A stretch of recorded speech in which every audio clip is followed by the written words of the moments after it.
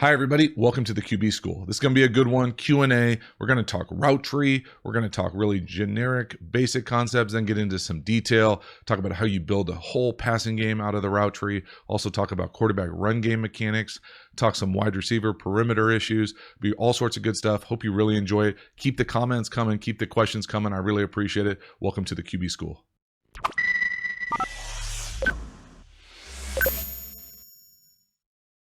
All right, first question up. Nate, JT, continuing to love the content, man. Appreciate all the knowledge. Idea for you. If you haven't done this before, it would be fun and informative for you to give a breakdown of the route tree, especially from a cool angle, like ranking the most difficult throws for a quarterback to make or ranking the route tree least to most difficult, etc. Keep up the good work.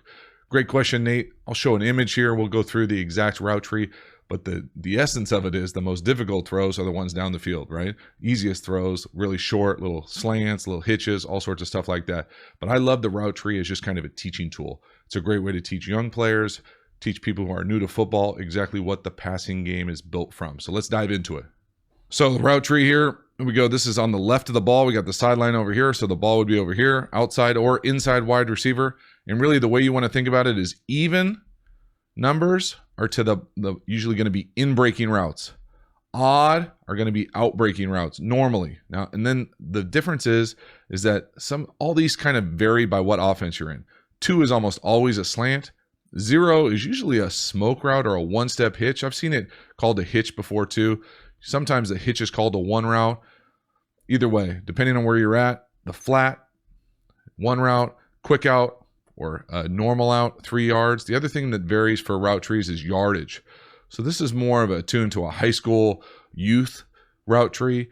This kind of slant, usually based off how many steps. So a 3-step slant. Hitch is usually 5 yards. Quick out's usually 5 yards. I've heard this referred to as a quick 3. Normally a 10-yard out is a 3 in the NFL. And then this is usually more 20 yards for these type of routes. So I'm used to calling the in route a 4 route. I've had it called a 6 route too. It doesn't really matter. I've seen these things called the same things, whether it's a hook is a 6 or a 4. I like throwing 4s as in routes. I don't know why. Think of the old Rams, greatest show on turf. Those were always 4s for them. But again, these top 3 routes, these are all kind of the same on most offenses. You're going to get a post as the 8, a go as the 9, and a corner as the 7. And really the difference is here is that just the yardage marks. So this makes it look like this is like a one-step slant. That's really not. Most people would call that a dart or a quick slant. Usually a slant is closer to 5 yards, and you're going to run that in. So this would be the 2. But this is kind of the difference. This is why even when you say, hey, it's a route tree, well, really there's all sorts of variation even within route trees. So as a youth football thing, this is pretty accurate. Curl 10 yards, in 10 yards, post at 10 yards. Now, the difference is as you go up in levels of football, there's all sorts of different ins, different posts. So we can run a burst post where we would burst the stem, come up, and run a post. We could run a skinny post where the angle is skinnier or more vertical. We could run a fat post. We could run an angle post, depending on where the safety is, variations, your angle. We can run a Dino where you come up, post, corner, post. So again, all sorts of different variations. We can run different types of 7 routes. We can run a circus route with a burst 7, come out like this. We can run a flag route where we come up and run this thing to the flag no matter where you are on the field. We could run a corner where we come up and run to the back corner no matter where you are on the field. Different variations. And if this is, say you're in the slot and you run a 7, well, does this turn into a 15-yard out as opposed to a corner? So those are all the little different nuanced variations. I think the route tree is a great teaching tool. In fact, I use it at high school to kind of teach just the routes. We never really call plays like this where it would be like 747 or whatever, 211 or 212, things like that where you would normally hear in a digit offense. But as far as a teaching tool, I think it's outstanding. As far as the difficulty level of these throws, again, to me, it's a lot harder to throw it down the field than it is to throw it, a flat route or a slant route to an uncovered wide receiver. Hope that makes sense. Great question. Love this as a teaching tool. Appreciate it. Paul, can you talk about the QB's job in the run game? For example, killing the play in a run, the mechanics of a handoff, practicing play fakes, executing the draw, the different responsibilities for the quarterback. I know Tony gets all sorts of credit for calling all these plays. But again, for me, it's a number of different things. First of all, it depends on the offense that you're in. It depends on the quarterback's capacity, and it depends on the play caller's comfort level with allowing quarterbacks to change things at the line of scrimmage. So normally those are based off trust, off periods of time playing together, working together. I think the ones that people see most often on TV because they're so obvious to people watching are when quarterbacks kill or alert run plays or pass plays, usually kill with a slash of the throat or alert pointing to your head or pointing up. I've seen it done in different offenses. So usually that just means that there's one thing you're looking at, and it's different for every run play. It can be the technique of the defensive lineman. What I mean by that is a 1 technique, a 3 technique, and all that means is where the defensive linemen are lined up on the offensive line players. Probably do a whole video on just defensive line techniques. Most oftentimes, though, it's either a box count, meaning how many people are within the tackle area. So if, say, we only have 5 blockers and they have 6 guys in the box, well, we probably need to alert or kill that play and move it to something else. It can also be based on the shell. Is it a rotation play? Is it a middle field open play? If it's a draw, you normally wouldn't want to run it versus a middle field close. You'd want to run it with versus 2 safeties deep to be able to not have to deal with that force player. So little things like that. And then as far as the mechanics of how quarterbacks go about run fakes, it really depends on the quarterback coach, to be honest with you. That's only the person that's really going to spend that amount of time teaching it to a quarterback. I've been around quarterback coaches that could care less. I've been around offensive play callers that barely spend any time with the run game. Then again, I've been around quarterback coaches that will pound on you every single day in run drill where your offhand is and it needs to be on your belt. And I think, to me, it depends. I think if you're on a run heavy team, it's worth your time to spend time being really detailed about where you are with your hand placement, good fakes, you leaving the hand out, because it does set up great play action. And I think that there is an element of detail that can help a quarterback get big shots down the field with beautiful play action and ball handling.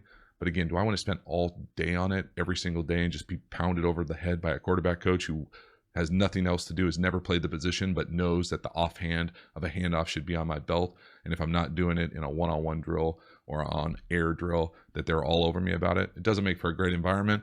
It can be a little tedious. It can wear on you. But again, it's part of the position. And I think that there's elements that are important to do it all the time. So great question. Next question from John Doe. How do you tell of a defense is man or zone coverage? Is it possible to tell between the two defenses pre-snap? Dre responded back for me. John, motioning receivers. If the defense follows, it's usually man. If they bump, it's most likely zone. Absolutely. That is one way to know for sure. I think the other ways to know if you have the ability and time at the line of scrimmage to be able to tell is, what are the corners doing? Are the corners looking at the quarterback? If they're looking at the quarterback, it's usually zone. Now, sure, you can look at the quarterback and then at the snap, get your eyes back to the wide receiver. But oftentimes, if it's man-to-man, they will be looking right at the wide receiver, staring at him. Another way to do it is what the linebackers are doing. Are the linebackers looking at a running back just like locked in, like they have to focus totally on him, or are they looking at the guards, the uncovered offensive linemen reading their keys in the run game? What's going on with the tight end? Is there someone standing over the tight end just getting ready to jack him and run with them? You know, all those little things I think are part of the subtlety of being able to play at the line of scrimmage. But the most obvious, absolutely, motion a receiver, shift the offense. But then from there, what are the corners doing? What are the linebackers doing? Where are their eyes? And I think if you can start to see the eyes within the helmet, then you're really locked in. Great question. Next question, Invictus. What do players really think about refs? This is a great question. Loaded on many levels. I appreciate it, though. I think, honestly, two things. Let's see if I even want to say this one. I think most players just want the refs to get it right. And nowadays, with depending on what level you're at, there's technology to help them. But really, they just want the refs to do their job. Same way that players want to just do their job and give them a chance to create a fair, equal playing field kind of opportunity to win the game. But most players respect refs on many different levels. It's hard to do. You know, they're out at practice. Sometimes they come out to mini camps. You get a chance to know some of these guys, especially quarterbacks and white hats. But again, it's about just letting them do their job. But at the same time, they have to do their job. There's a standard. They're the best of the best. And they should, and really, in my opinion, should have more of a role in being able to stand by their decisions, their calls, or non-calls. And so really players just want them to do their jobs at the best, at the highest level.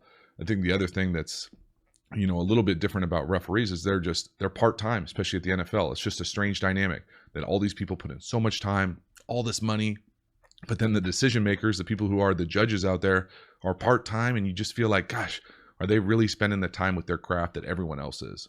So it's, again, a little bit of a loaded question. Always want them to be able to do their best, but they're evaluated. Some guys don't go to the playoffs. Some guys aren't asked back. And so all of those things, I think, kind of play together. Everyone's evaluated at the highest level. Just do your job, create a fair environment, and players will respect that. Next question from Jamie. Hey, JT, love the videos. Can you break down slant, sluggo out progression? Is this installed based on a certain cornerback tendencies? Jamie, great question. Sluggo seam is usually the play that it's tethered to. And all that is really it's a 7-man protection, 3 receivers out. One side has a sluggo, the other side has a seam route and kind of a pivot or a 10-yard hook. Based on the coverage, you either pump the sluggo or pump the middle field player or the safeties, and then you just read it left to right or right to left. Sluggo, seam, hook, or sluggo, seam, hook. And really it's just 1, 2, 3 to the check down. When I remember being on the Vikings, Brad Childress was the offensive play caller, head coach, and he used to always say, we had Brad Johnson on the team, and he would be like, Brad knows where all the bones are buried on sluggo seam. And really, it's just about getting comfortable playing it, because you have to know where to pump. Do you pump the sluggo? Do you pump the middle field player? And then based on what? And so it's probably a really good idea for me to just do a video with the diagrams on sluggo seam. Let me know if that's what you want to see in the comments. I appreciate it. All right, that's a wrap. Q&A. Hopefully you enjoyed it. Keep the great questions coming. It makes these videos fun for me when I get great questions that kind of go into the detail about what people are looking for from the quarterback position. I really appreciate the support of the channel. Please subscribe to the channel if you haven't already. I appreciate the support. Thanks so much. Have a great one.